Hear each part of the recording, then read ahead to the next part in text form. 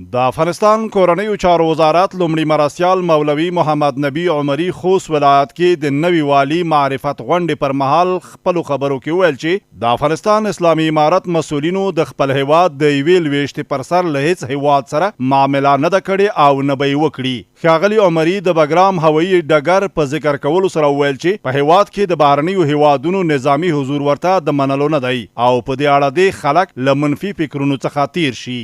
د قطر په مذاکراتو کې امریکایانو د موږ نه ډېر غوښتي والله بالله ثم تالله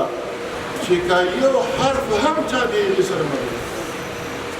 نه په اتفاقیه کې، نه په ضمایمو کې، نه په بل شي کې، نه په بل شي، نه په هغه وخت کې، نه تر قیامته پورې دې نه متغیر اوسي.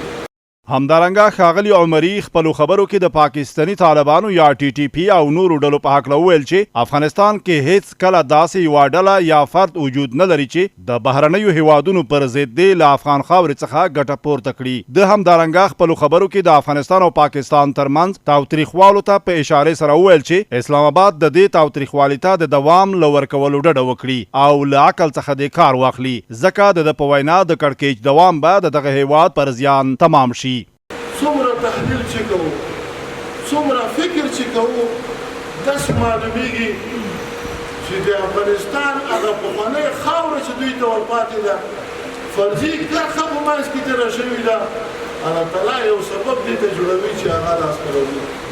دا په داسې حال کې ده چې په دې وروستیو کې د افغانستان او پاکستاني پوځي رژیم ترمنځ وروسته له هغې د ډیورن فرضي کرښې په اوږدو کې نښتې ترسره شوې چې پاکستان پوځ افغانستان دننه په ځینو ولایتونو کې پر بې ګناه ملکي وګړو بمبار ترسره او ګڼ شمېر ملکي وګړي یې شهیدان کړل.